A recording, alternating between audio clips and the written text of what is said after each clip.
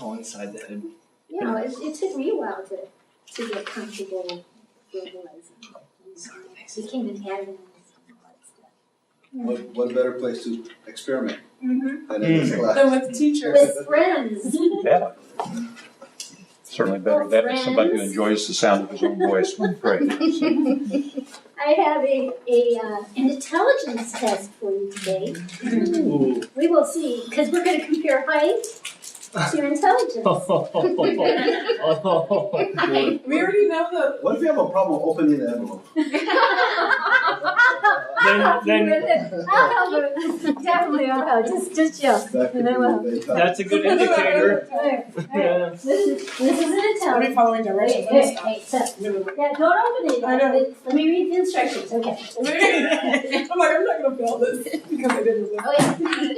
You'll have 1 minute to put all 16 of these celebrities in last name alphabetical order. One celebrity goes by only one name. Obviously, second name. But everybody else last name order first, okay?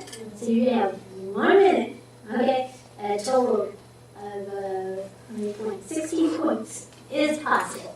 And the more points you have, the smarter you are. Okay? Okay, ready? Socially smart. Okay, ready? No paper. You just put them in order. Okay. Ready? Get set. Go! This is from lowest to highest, right? Yeah. The alphabetical order. The left to right. Alphabetical order. I don't know the last name. Come on. Let's see what I do. Come on. Let's just give it a good go. I know that he's cute. Remember, this is a test of intelligence. Alright.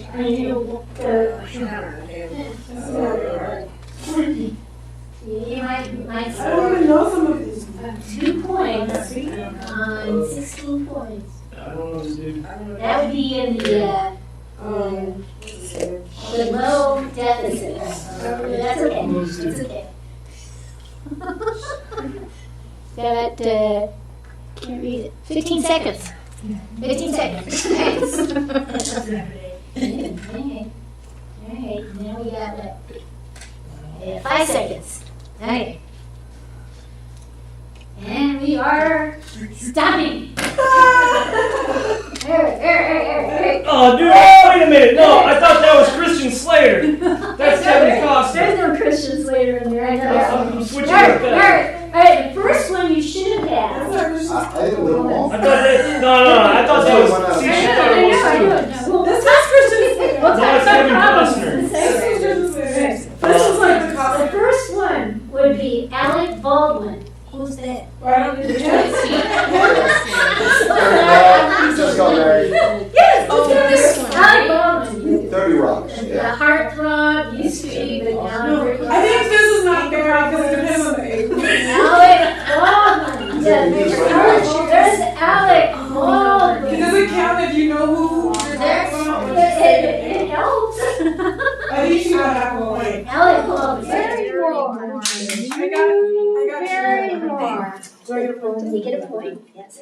Okay, the next one would have been Dean Cain. Where is he? Oh, Yeah. Superman was. Dean I Cain. didn't get to his Dean picture. Cain. Wait, who's Dean that? Cain. Oh, I didn't know that guy, never mind. Dean Cain. He was in Superman. Dean Cain. See, every time you say a name, I know Dean it, Cain. but I don't know it. I couldn't believe I remembered all these people. Dean Cain. Okay, Because I like next Just tell me the person. name and I'll hand you. I like Cher. movies. Yes. Cher. What's her last name? Yeah, Cher.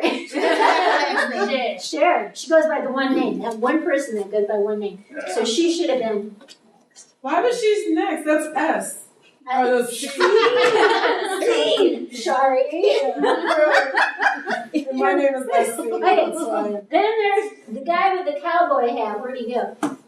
Robert Conrad Oh, I was right. from the Wild Wild West show. Oh, no, because I had it Years mixed up. ago. I Okay. don't know about it.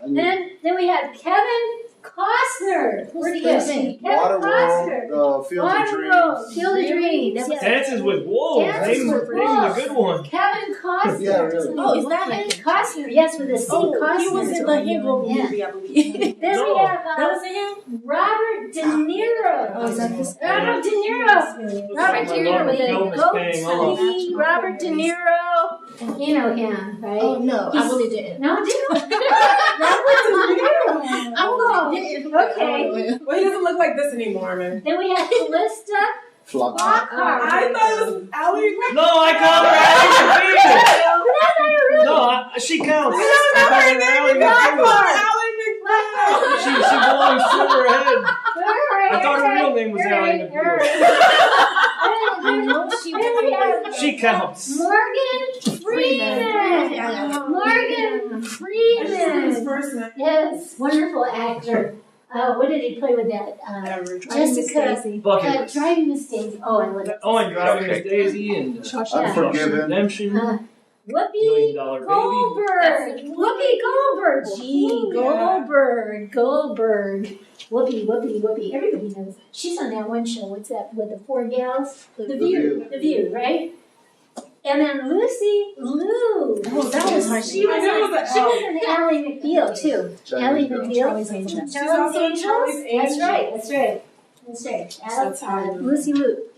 And then we have, of course, Brad Pitt with long hair. No, we have Allie McBeal. Stand for Brad Pitt. We have Allie McBeal next. Thought I'd stand for him.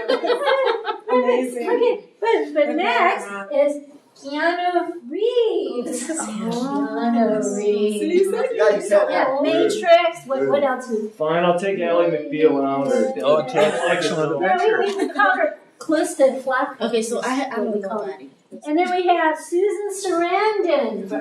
Yes, Susan Sarandon. She's been in a lot of different movies. She's been This is the devil. great actress. And then we have Meryl Streep, another Meryl Streep, I got the great numbers. actress. Wait a minute. Yes, Oh. Wait a minute. Meryl Streep. Oh, Yes, yeah, that is her. yes, Meryl Streep. I didn't. And then we have Bruce Willis. Yay. You know when he had hair. Die Hard. Oh, that's through I Moonlight inside. know, that's bad. Okay, What if you put his name Bruno? Bruce. If you got them mixed up, do you take That's both his of them bad out? name. When he plays If I got these two reversed, do I? So anything that you had in an order, No. Wait a minute. anything that was I in only an have order four. gets a point. Streep came before Sarandon. Anything out of order gets thrown out. And So you count how many points you have, Willis. and then you multiply by 10. That's your IQ. Wow, 60. That's your IQ. Multiply by 10. but can I have Allie McBeal back? This isn't fair because we don't know. It shouldn't be in here. Well, then, I knew who she was. Okay. This is my question. Is this Is this a good test? No. No. Why is this valid? Why is this not Because- valid? Well, It's not universal. it's not. It's It's not universal. These guys It's aren't not representative of everyone's. Yeah, so then I've been why here not way recognize too long. I just don't watch people? TV like that. But they may be not too the young. point at you guys. Yeah, so I'm like, I think this is an Too 80s. young. These are 80s. Yeah, because this is. I put this together a while back, so this is an old I'm picture. like, I didn't even know this lady's name, but I know her That thing, face. all of it. Yeah. I You knew all of them. just It's ran out of time. So you ran out of time. Okay. So here's what we're gonna do. I wish I was there. Put your height down on a scrap piece of paper. Your height and your score. How many you got right times 10. And also put down your GPA Oh wow. as it stands today In this. in this program, in whatever program I you're don't know it. or what would be easier. Do you want me Take to a put my guess. score? So score, So height, GPA. and GPA. Your score on this test and your It's like a little GPA. piece of that. And your height. This. And your height. Your height. Yeah, that's what I'm doing. Yes. Height, GPA, score on this test. We're going to do some correlations. Okay, now let's see what we get. What is the Y? The Y is the score on this intelligence test. Oh my gosh, we got a Let's see 13 what right? happens. The correlation is. Whoa! I cannot believe it. This is such a weird class. I'm sorry. Not weird in a bad way, but it's so strange. The correlation's so weird. Now, I will die if your GPA is okay. So anyway, what this is saying is that the taller you are, right, the better you are on this test. Oh yeah, I can tell. Let's see what happens with GPA. Okay. So you can leave the X and you get rid of the Y, change the Y. Yeah, we can do it as long as one stays consistent. So now we're just gonna go backwards. I'm gonna put the GPAs in here. Whoops. Like, wow, someone How do has we do 4.6. I was super impressed. I said, I didn't even know it. 4.67? No, I'm sorry. I can't read. I can't write. Okay, I can't do something. Okay, I can't do something. Alright, here we go. Okay. Okay, now this is the real one. I know. Let's see if it's positive or negative. Oh yeah. We would want it I would want it negative. Come on, let's do it. That's pretty good. It makes sense. Because It makes sense. we spent all our time watching movies.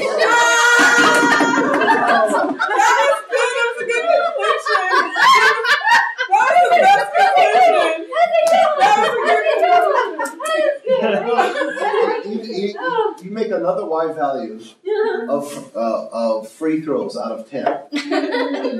And you'll find out the people who are taller probably played a lot of sports. We're going to do something similar today. You just wait, but your back's got to be better for this. Okay.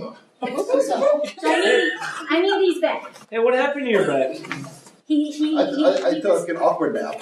It came up wrong, kind of thing. He slept. Did you came up wrong? You mean as in? No, I woke up and I'm like, I can't move. I couldn't roll over. I had to ask my wife to come in just to help me That's Get out of probably. the break car. myself up. Well, the good news is that's probably a muscular thing instead of a spinal thing, Yeah. right? That's it's much tight, better. like, Yeah, But because if you you can massage that out. if you hit something and hit it hard, you might fracture something. Hopefully, no hitting, no, it wasn't surfing. Okay. hopefully it's not a spinal thing. I hate when something goes wrong with my neck. Oh. It's not a good day. Well, we are keeping you in our prayers, and we are Yes, sir. sure that you are going to get better. In the meantime, I'm going to write these numbers down because I don't want to let my husband forget these numbers. Minus This will be conversation. 24.7. Okay, height and GPA. All right. So now that we've figured that point, okay. All right. Okay. Yeah. Okay. Let me pass out this so you guys have it. Sorry about the dark copies. I couldn't get the screen to go white on me when I printed these out. So just pass those around. So I am going to talk about qualitative and quantitative, the difference between the two by actually sharing some studies. So you can kind of get a better feel for the difference between the two. Now, usually with qualitative and towards the end of what I'll talk about, we'll talk about a more pure qualitative study. The first one is a qualitative one, but the second one we'll talk about is actually what you hear more of when you talk about qualitative studies. But this first one is qualitative, but it's developing a theoretical framework. So you're really not looking at interviewing anybody, and that's usually what you're doing with qualitative. You're interviewing, it's usually a small sample, about 25 to 30 people. You have focus groups. You try to triangulate the data and that sort of thing. And then you look for conclusions, themes that pop out at you, with the questions that you asked and the answers that came out of these people that you interviewed. So that's usually what you think of when you think of qualitative. When you think of qualitative, you also think of the software program called NVivo. And when you think about quantitative, you think of SPSS. So that's another difference. The in vivo can kind of take themes and organize things for you and help you see things more clearly. And SPSS is about numbers. You look at numbers, scores usually. But anyway, this first one, I was thinking about a question, and I wanted to try to come up with some sort of answer to this question. And it's an age-old question, actually. It's been asked and answered many times, but I actually thought of a different answer. And my question was, why do people, when they're abused early in life, when they grow up, they gravitate towards abusive relationships? And we've heard this question before, right? And you've probably seen it. Maybe you know a person or two who has been in this situation. They grew up in an abusive home and they gravitate towards an abusive relationship. What did they do? That was my question.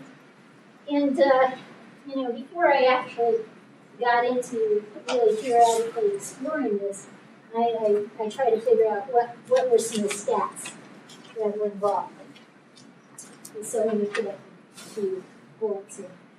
In a not too long ago survey, National Violence Against Women survey, they found that the lifetime risk of physical assault, the lifetime risk for women, we're looking at women, just women, is 51.9%. For sexual assault, it's lower, much lower, 17.6%, but that's still not a good number. Lifetime risk of sexual assault is 17.6%. Now, when we look at partners, domestic relationships, intimate relationships, that sort of thing, here it could be, a domestic relationship, it could be an intimate relationship, it could be a friend, it could be a stranger. When we're talking about lifetime risk of physical versus sexual assault. Here, when we start looking at intimate partners, the risk of lifetime assault approaches 50%. It's very similar to the physical assault. And then when we look at some more recent, even more recent stats, I think this is 2010 statistics, when intimate partner violence escalates, we've got 2,340 deaths in the United States.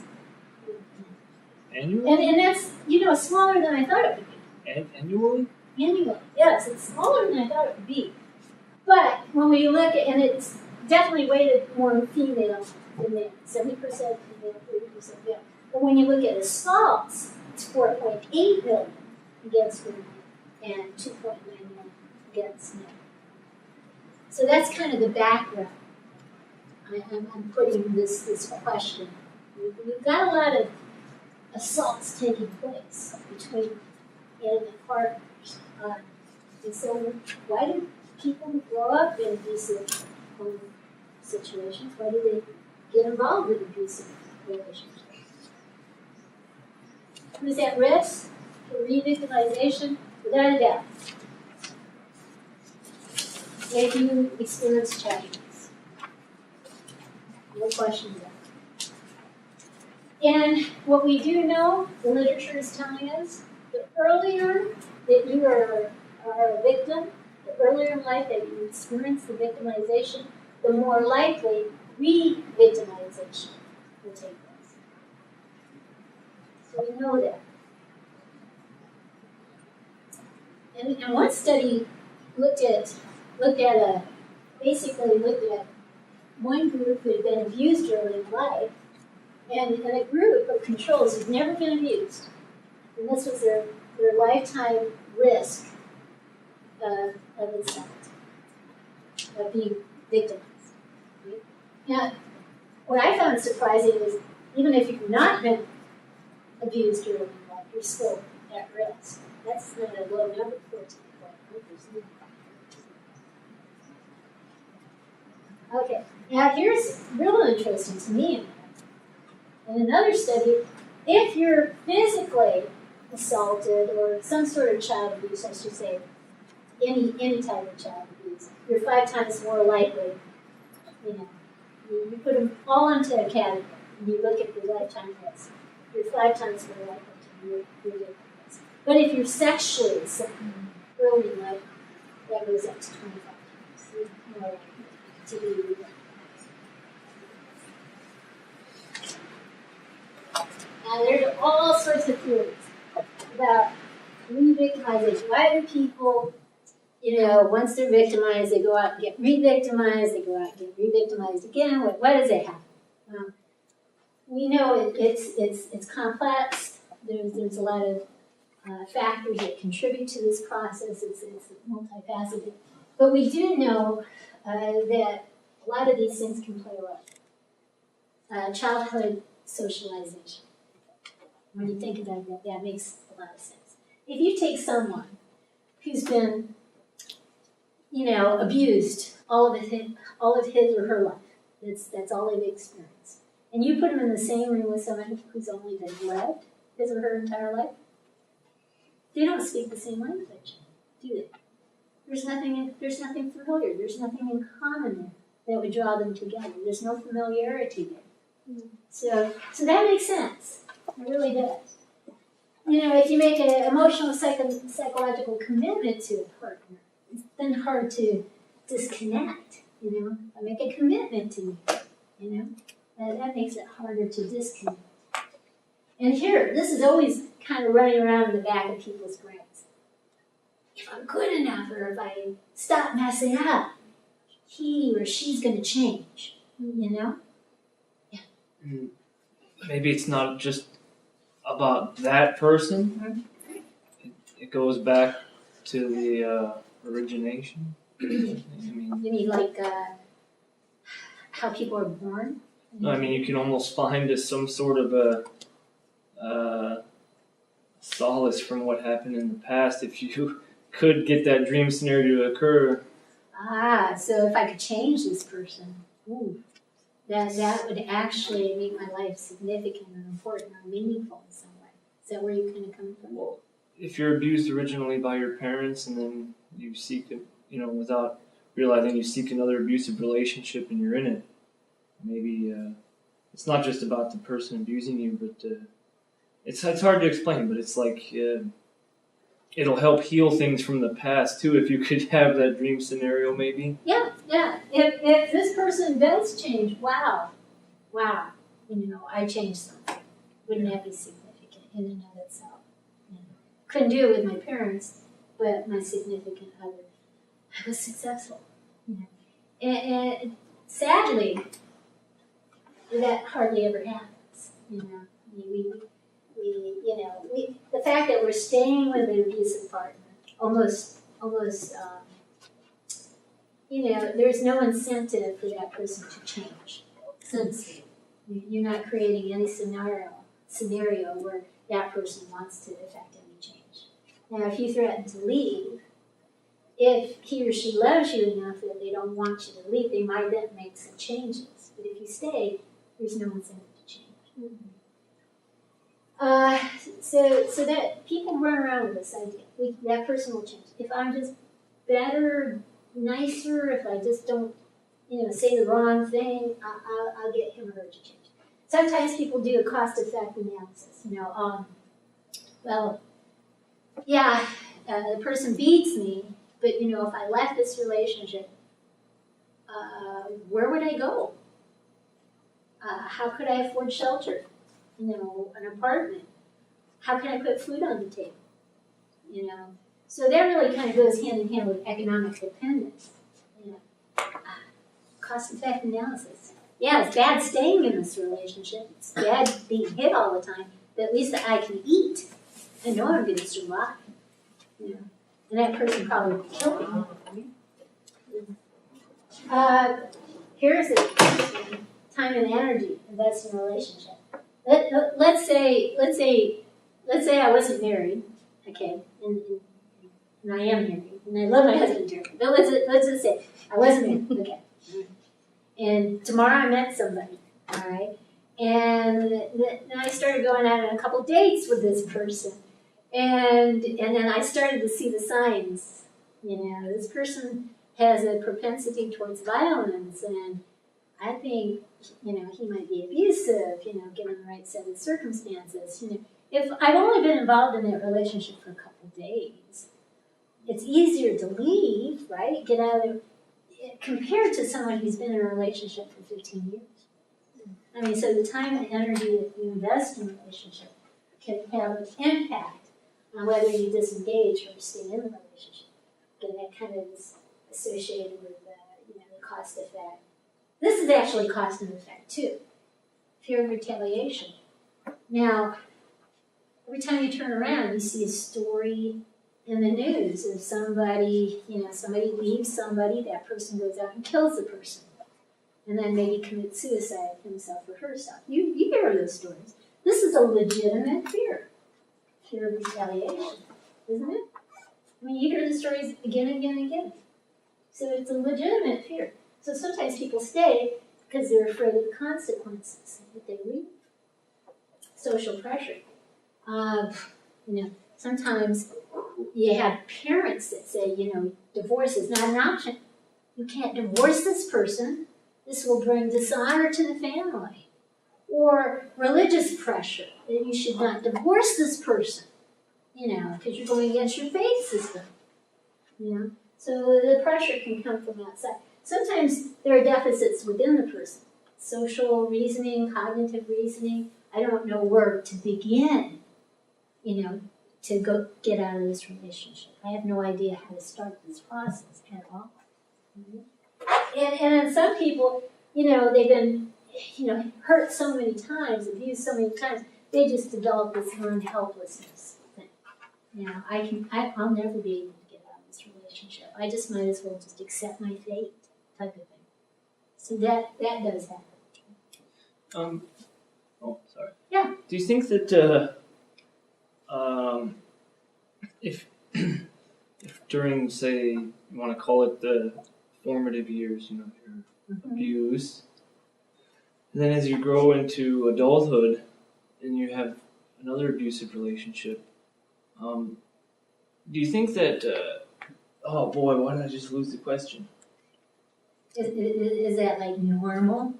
Is that kind of where you're going? To almost sort of normalize? Yeah. It becomes the only world that you know, right? So this is your normal, your normality. I remember listening to Claudia Black. I don't know if anybody's ever heard of Claudia Black, but she's an adult child of an alcoholic.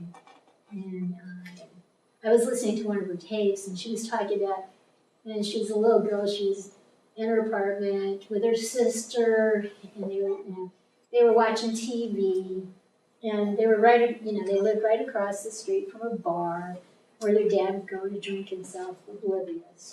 And one night, a guy just barges the door open and says, "Where's the toothpaste?" And they just pointed to the bathroom. He went in and got the toothpaste and left, and that was normal for them. that was like, they went back to watching their TV. This is their normality. This is the world that they've experienced. This is what's familiar to them. Yeah.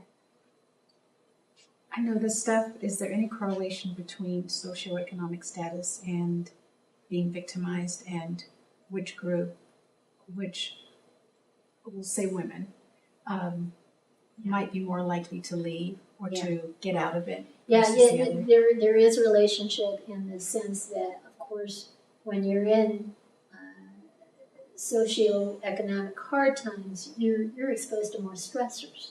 So that in and of itself can up the agitation levels, the irritability levels, the abuse levels, and that sort of thing. And regarding leaving, I can't answer that question. I do know, though, that it usually takes about 6 attempts to leave a relationship before you actually follow through and truly do leave the relationship. Well, because I've heard women talk. I went to a conference once, and one lady, and if she wasn't a judge, she was an attorney. I mean, she was very educated. And she said nobody ever knew. She went to her meetings, and she had on her suits. Right. And when she would go home, she was beaten. Yeah. Every day. Because she was in the upper echelon, and she was she was bright, intelligent. You said she was a lawyer, so Yeah. you think someone with more resources would be able to you get strings sometimes tangled together, and you kind of spend time trying to. People can disentangle, but it's not necessarily Right, so it's not the finances, it's the emotional, it's your norm. It's Yeah, what you're it's kind of what used you to.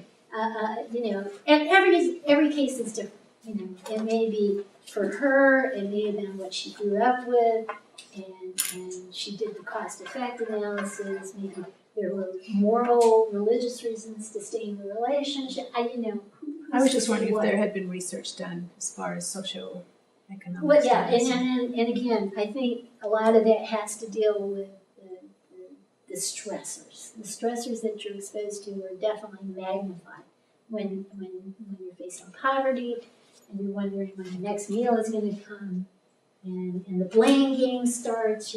Financial troubles are happening between partners, and the stress just all goes up. So yeah, it logically makes sense, and yes, there has been research on it. But these certainly are issues at play, right? Now, so I was thinking, and the word chaos came into mind for some reason, as I was thinking about this bunch of chaos. Maybe some people need chaos.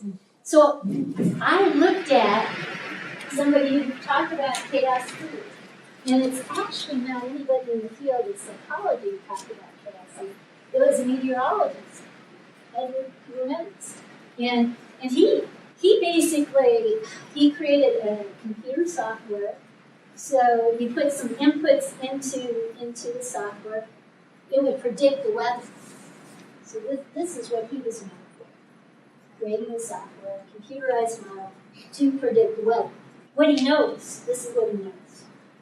He knows that, if you even made the tiniest little change to one of the inputs, it could produce a totally different outcome in terms of weather. And to him, that seemed very chaotic. It was like a random event. It didn't make any sense. And then he thought about it more. He said, maybe that's not true. Maybe there is an underlying force that explains even tiny changes. And so, his theory was that, nothing's random, nothing's really chaotic. There is order. We just don't always understand the forces at play. If we understood all the forces at play, we would understand the outcome. We just don't always understand all the forces at play. So that's what he was saying. If we understand the dynamics, we would understand the outcome. So his chaos theory is, According to him. chaos theory based on unknown then. This chaos theory says that what looks like chaos Just isn't really chaos. understood. It's understood. It makes sense. Yeah. But we just don't know everything about it to make it make sense. What does he mean by input? Like you put the temperature, that's an input. You put the humidity, that's the input. Winds? Yeah, stuff like that. And that predicts the. Yeah, I mean, if you understand If you understand everything, how all that works together, then yeah. there's It's just that we don't always understand everything. Yeah. And that's logical, right? Oh yeah, I mean you'd have if I were to try to understand everything that was happening in the room at one time, what do we call that?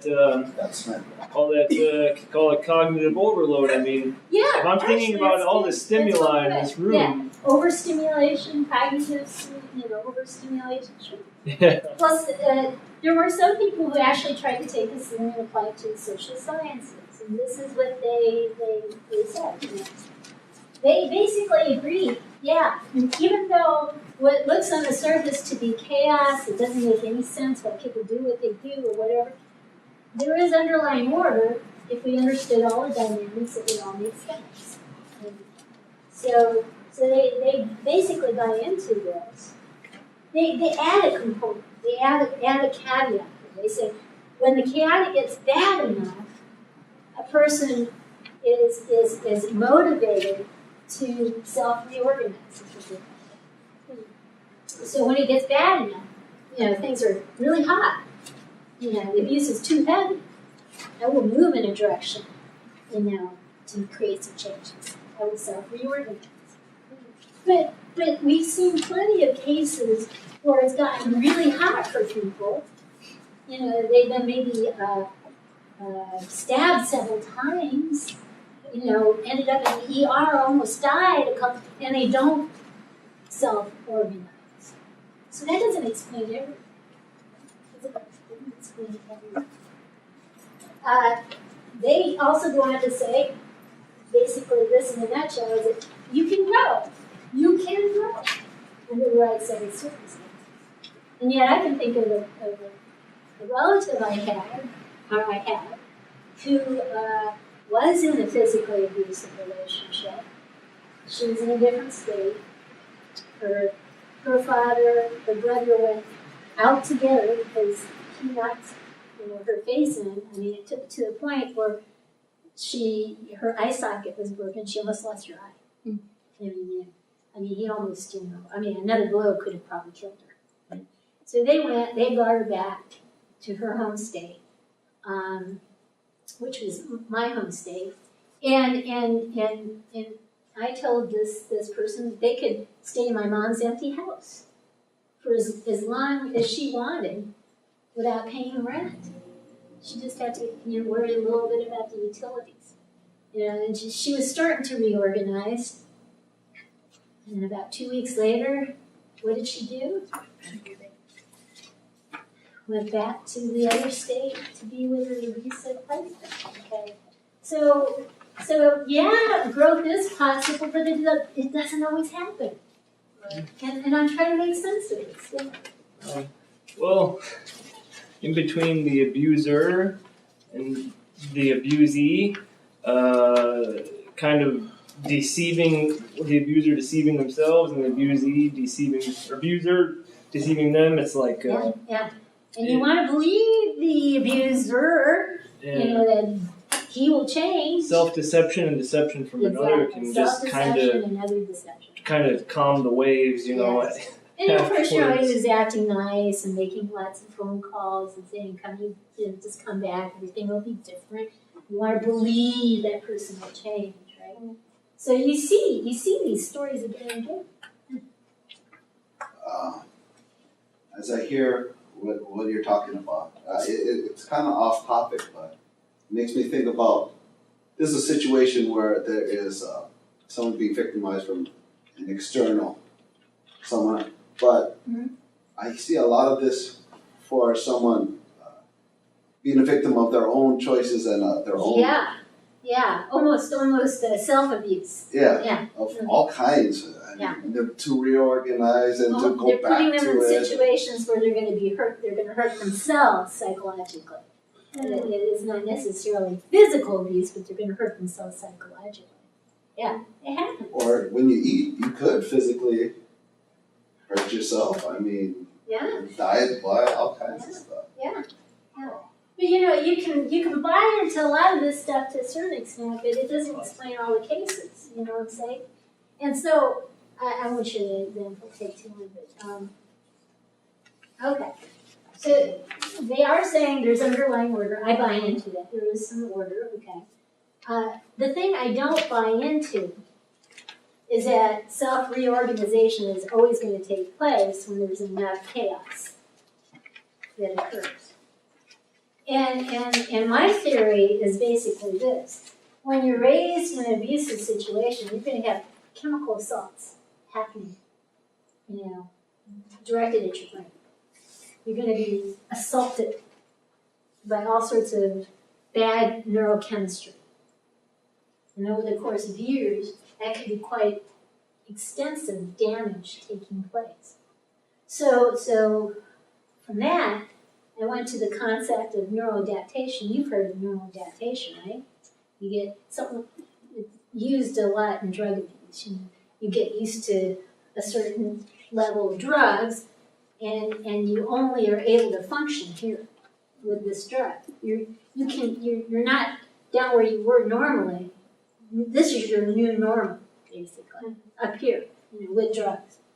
So I'm thinking about this neuroadaptation concept, and I'm thinking you damage the dopamine system long enough, bad enough, and you're going to have neuroadaptation.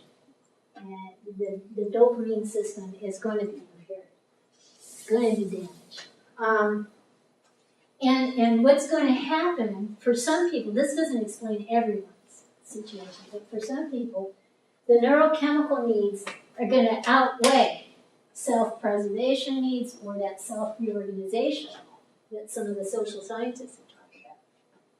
The neurochemical needs are going to outweigh, despite the intervention. And people who've gone through intervention, systematic intervention programs, and they still go back to the abuser. So what's happening? Now I'm saying it's neurochemistry getting in the way. So here's the real caveat here. Person who's been abused all his or her life has the dopamine system impaired, damaged. Neuroadaptation is way up here. Here's a new normal, okay? You put me in a room with a normal person, they're boring. They don't activate my chemistry. I'm up here, I have to be activated up here. They're way down here. I need this chaos up here in order to activate my chemistry. Does that make sense? I hope it does. All right? So the impaired dopamine system basically makes me a sensation-seeking monster. I'm looking for sensations, stimulating activities, on the edge activities. And that also means risky relationships.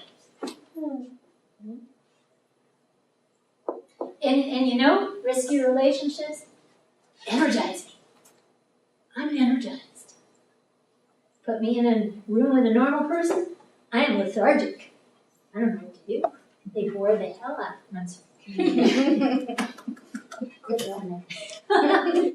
It's sort of like a process addiction. Okay. Gambling, right? This is my new normal. I got to be this excited.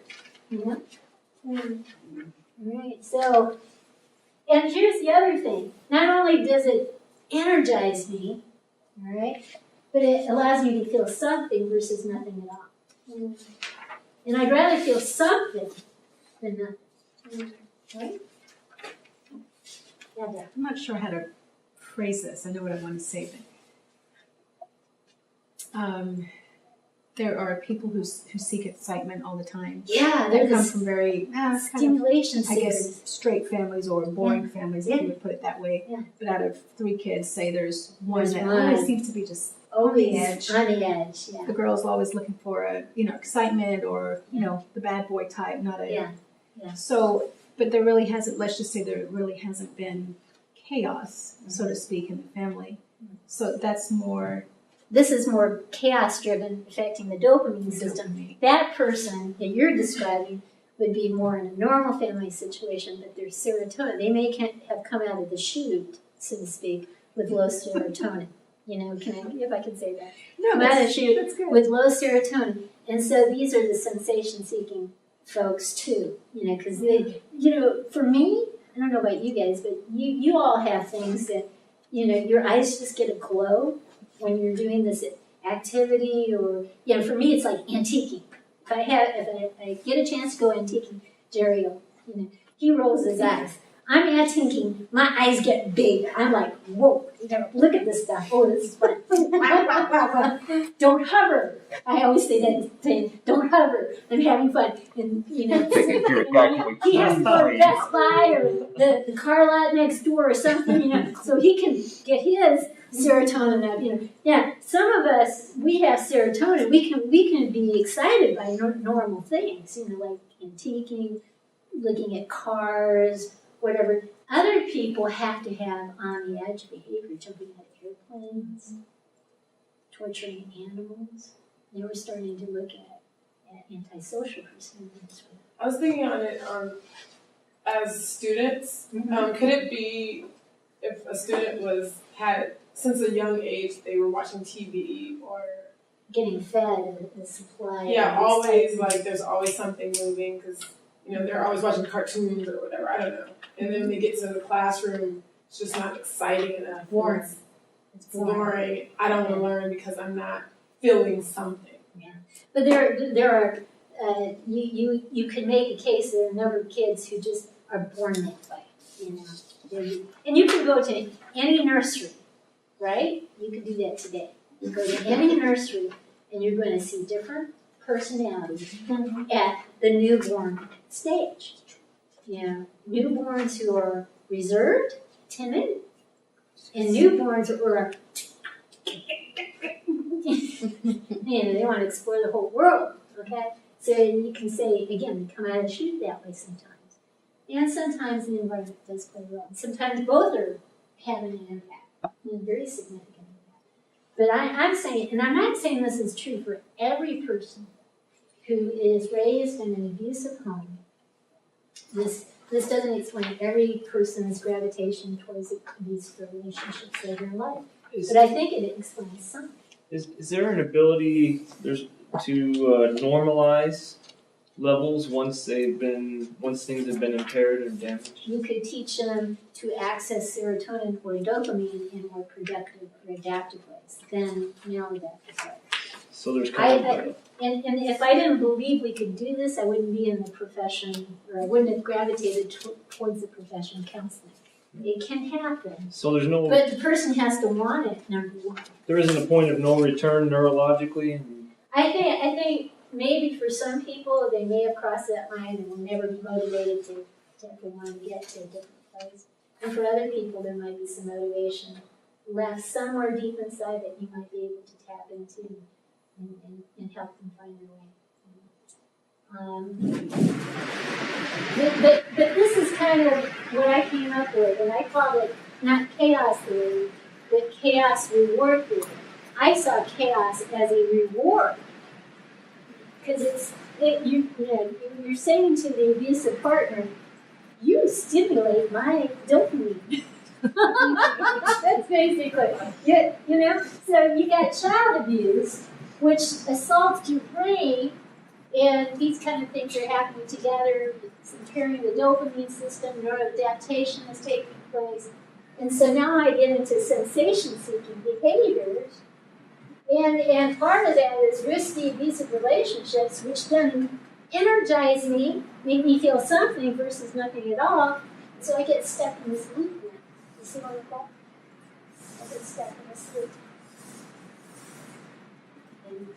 And that explains some cases of why people gravitate when they're raised in the history of abuse, they are likely to gravitate towards abusive relationships. I see this chaos reward. I'm looking for people who can stimulate my dopamine system, basically. So that's another process addiction. Process addictions are, you look at substance abuse, you think of alcohol, marijuana, all these other drugs. Process addictions are gambling, relationships, this sort of thing. They're non-drug, but basically have the same end outcome. People are addicted to this. Okay, so with qualitative research, you can do something like this. You can build a theoretical framework. I presented this, I think, at Harvard, and people go, oh, that kind of makes sense. That's cool. You can do that with qualitative research. Other people go out and they interview people looking for answers. I just interviewed the research that had already been done, and I put together an answer based on research. And looking at dopamine, looking at the effects of dopamine in the system, damaged dopamine, looking at neuroadaptation, looking at people gravitating towards abusive relationships, and I put together this thing in my mind. This would have to be tested down the road with perhaps measuring dopamine methods in relationships. Yeah. So another way you can do qualitative research is you could go out and interview people. Now I'm going to show you, this is her name is Cassandra Brene Brown, and she goes by Brene. And she did just that. She did a qualitative study. And I'm going to show you a clip.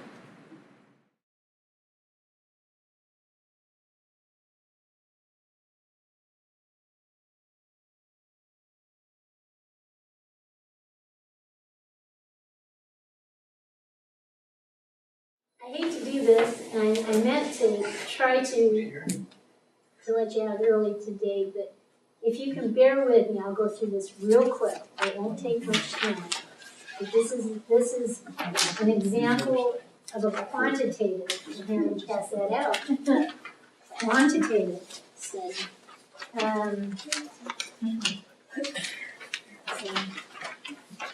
So we're doing another.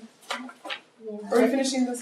Yeah, we're finished with that one. I did highlight her comments in the last couple pages. I highlighted her comments.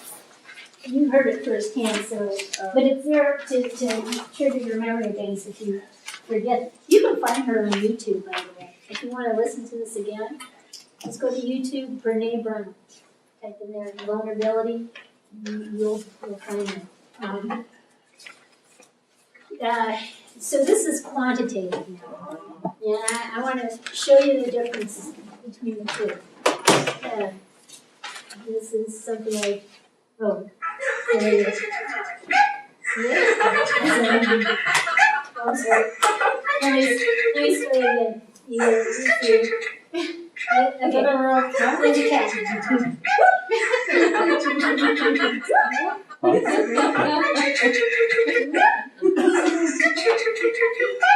Now people saw this on YouTube and it got so many hits that people started, doing their own versions of it. So here's one version.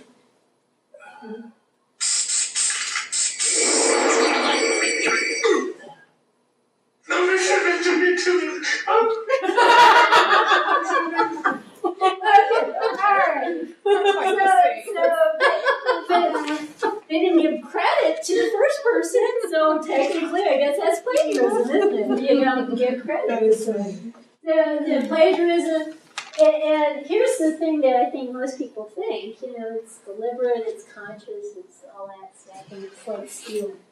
Here's a little poster you can buy off the internet. Stealing if you can't get what you want legitimately. There's a message, stealing, right? So plagiarism, again, most people think of it as a conscious deliberate. And I started thinking about it in a different manner because I either sign papers every quarter, I tell people about plagiarism, and give them the rules, give it to them not only orally but in writing. When they turn in the paper, they're supposed to turn in their journal article circle, and I need to give you guys an example of that. Circle on the journal article where I can find this in the paper, and that should be a check to help you, not miss any plagiarism. And 9 times out of 10, people would lead me to the plagiarism itself. It wouldn't be a check. It'd just go over their heads. And now, think about that. If you're leading me to the plagiarism, is it conscious? If you're telling me where to find the plagiarism in your paper, is it deliberate? Now, if you're plagiarizing, you're trying to hide your tracks, right? Logically, that makes more sense, doesn't it? So I kept finding it. And in a majority of the papers, I kept finding it. And I kept thinking, well, maybe our theory is all wrong. Maybe most of it is unconscious. And then I started thinking, well, are we teaching students not to plagiarize? And I'm just kind of wondering about this. Are we really teaching people how to write? Number one. I don't know about you guys, but if I think back to all the papers I got in my undergraduate program, most of my papers came back with just a grade on it. True or false? Most of sentence on it, maybe, but not really corrected. Really? Right? All right. So are we teaching people how to write? If we're not even teaching them how to write, are we teaching them how to plagiarize? And my thinking is, maybe this is an unconscious act and really a failure of the system, not just the individual, but the failure of the system to teach to. That's what I'm thinking. So I'm thinking plagiarism. My theory is it's a mutually failed endeavor between the system and the student. I think we let you guys down, and it's a two-way street.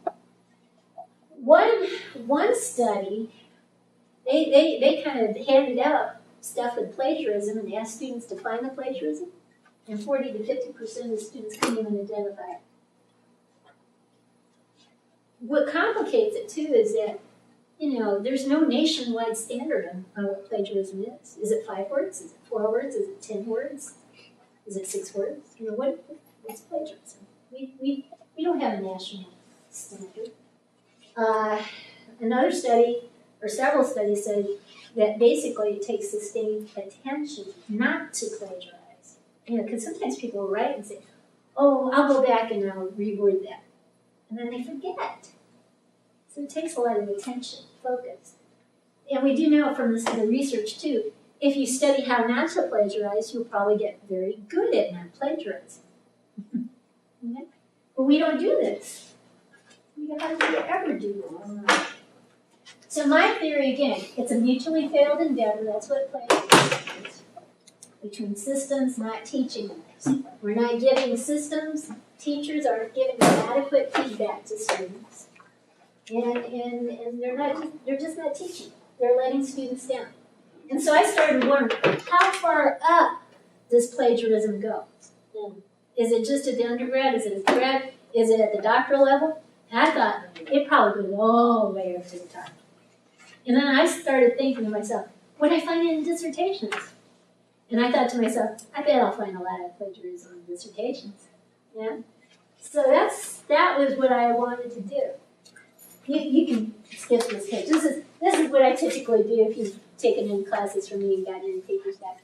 I actually correct things, cross things out, add the suggested change, explain why I'm making that change, and so that's what I think we should do when we teach people how to write. So my theory, basically in a nutshell, I'm going to skip this slide and go to this one. My theory was we fall short in terms of quality control at the highest level possible, the doctoral level. And I figured I'll find a significant amount of plagiarism at the doctoral level. So I decided I would look at dissertations. I would look at not only regionally approved universities, but APA-approved universities. I would take a sample that were approved in both domains, because I knew they would be using the publication manual of the APA, and that's what they would use. I'd take about 1 per university. I used a keyword, let's say it's biofeedback. That wasn't the word I used to find all these universities and dissertations. I picked up a keyword, and for 1 year, I selected a sample. One year from a recent year, I picked all the dissertations, 1 per university, randomized, that fit that keyword that dissertation was. Okay? And for me, the entry level plagiarism rate is 4 words. 1, 2, 3, 4 words.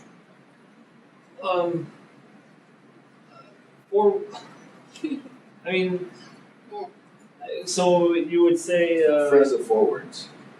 So you would say, it would be significant 4 words. Say somebody used the words randomized sample Of doctoral. of doctoral. That's About a phrase of 4 words. A phrase of 4 words. That was my entry level. Now we'll get to that in a second. I think I know where you're going with that's that. kind of random. That's kind of cake. It's 4 words, and you could get false positives all day long for 4 words. And I could concur with it.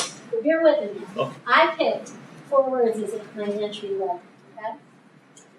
So I looked at, again, a 1-word search parameter for 1 year, and they were APA approved, they were regionally approved universities. And what I did, when I looked at each dissertation, I would look at the journal articles that they used.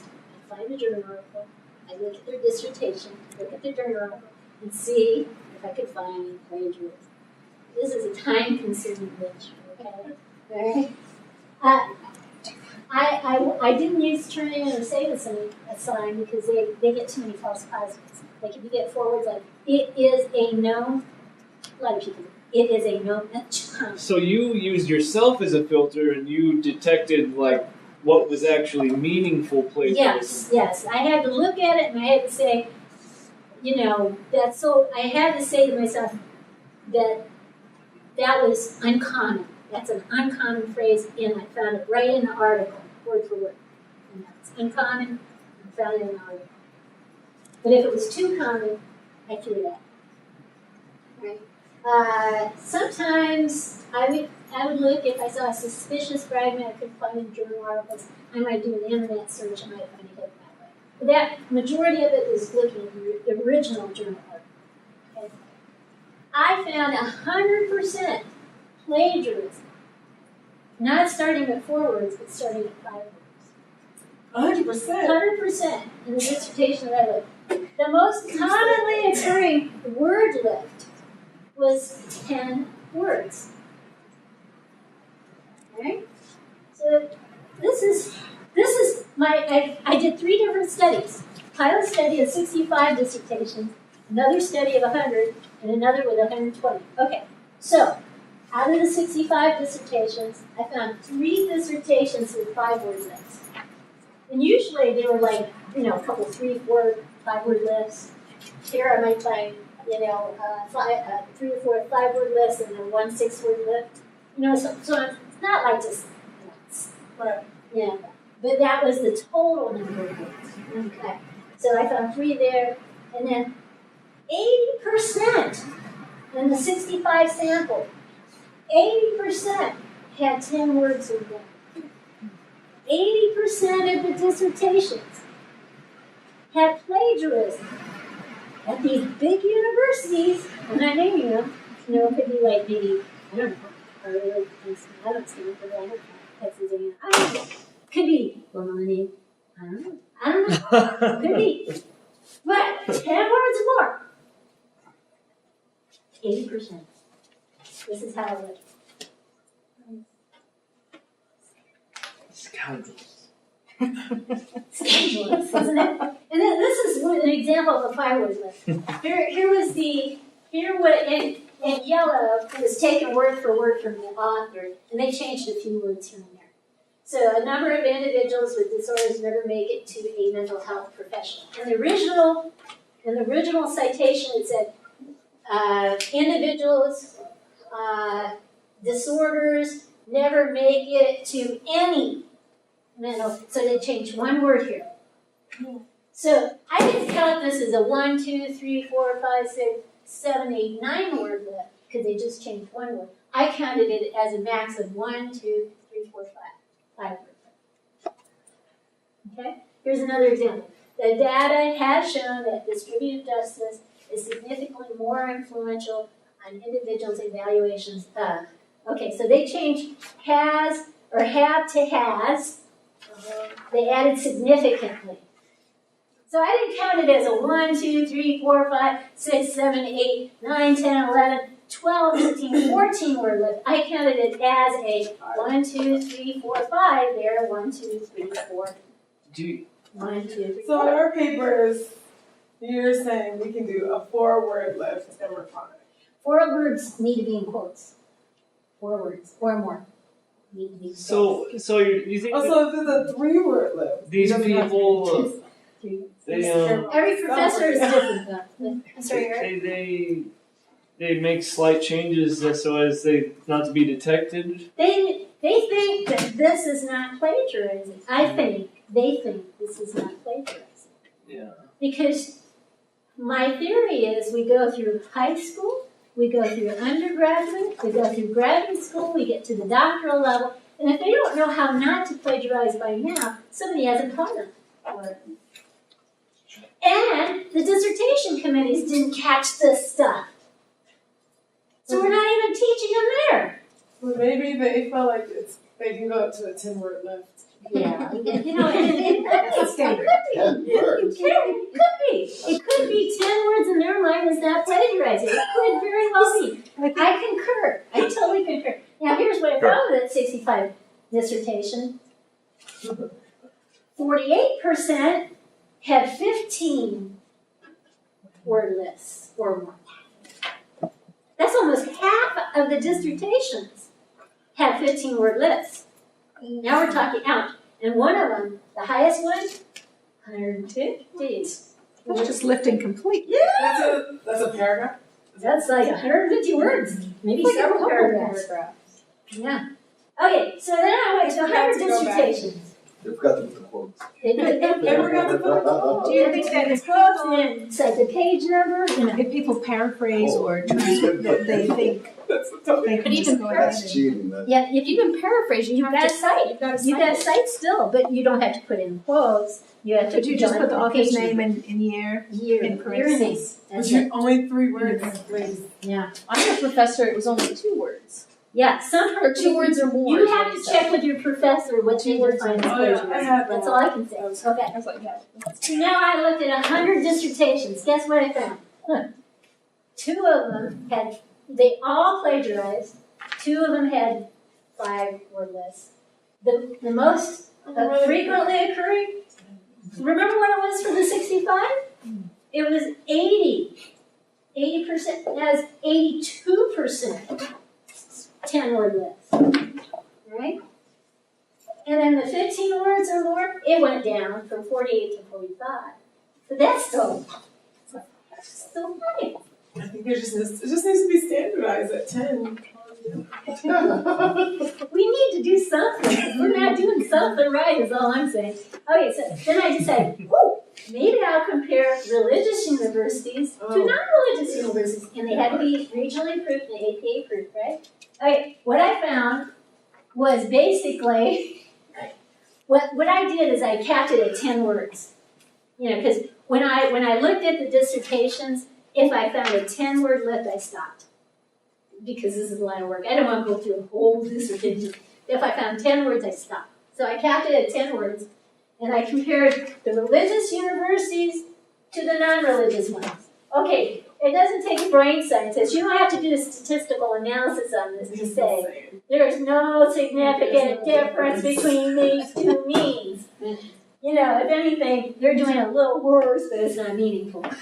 You know. So it's 100% rate of plagiarism, no significant difference between religious and non-religious entities. Okay, so this is what I found overall among the 3 studies. 100% plagiarism, the most common word list was 10 words. 80% for the first study of 65 dissertations, 82% for 100 dissertations, 81% for 120 dissertations. 15 words, it went from 48 to 45 to 43, so that was kind of going down. But 43 is still bad. Still bad. Yeah, the highest word lists were 150. I found 91, 66, 50, 41, 33, 30. Those were my highest word lists.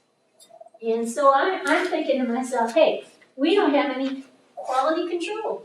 We're not catching it at the dissertation level. So it's a mutually failed endeavor in my mind. It's unconscious, or it's not understood. Okay. So I could have underestimated or I could have overestimated.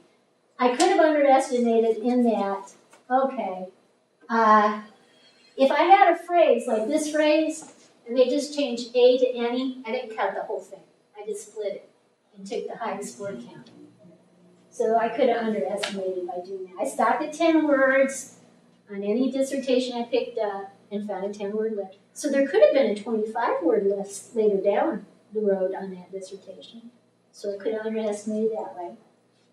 I didn't count serial shifts. So if a person said, thinking, walking, and running, even though they're using the same words, I didn't count that against them because they're not right in a row. Even though some people would say, hey, you change the order, you're still using the same words.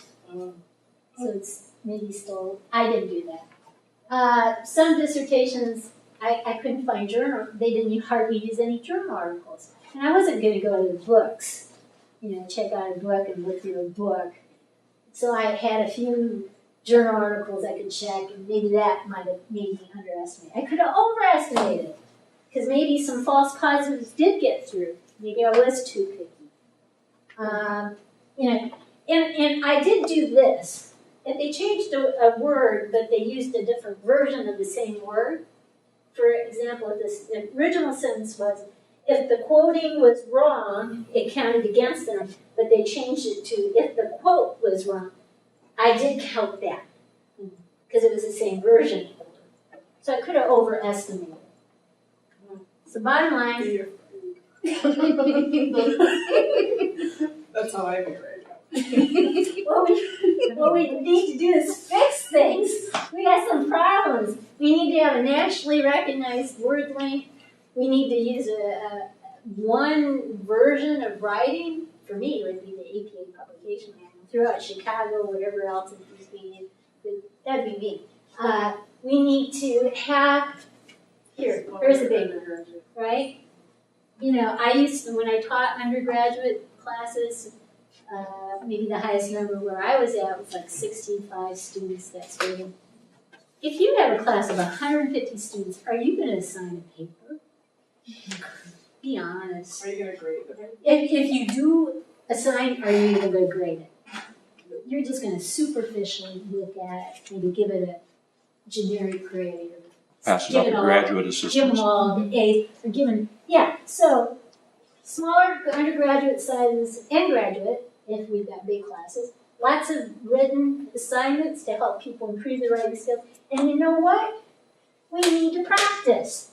And we need teachers who are gonna grade papers, actually provide constructive feedback on papers so that they can improve their skills. So basically I'm saying, based on my research, the system is broken, we need to fix it.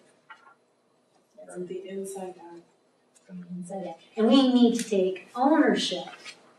The institutions need to take ownership that they are a part of the problem. From high school, actually before that, middle school, elementary, middle, high school, undergrad, grad, all the way up to the doctorate level. Something is not right when people are plagiarizing on dissertations. And it's, in my mind, it's unconscious. Because if you get to that level and you're plagiarizing, you had not been taught how not to plagiarize. That's it. So you got a little feel for quantitative versus qualitative. Qualitative can be short and sweet, like mine was with Chaos Reward 3. That didn't take me too long to put together. Brene Brown, on the other hand, did you catch how long it took? That was like years. 6, Yeah, she said mentioned 6 at and one then time, 7, and and then another couple of years or something like that. yeah. This didn't take very long, really, to go through 120 dissertations to do. But it's a different type of analysis. It's a t-test, a one-way ANOVA that you would use on this versus qualitative where you look for themes. Anyway, you guys have a good night.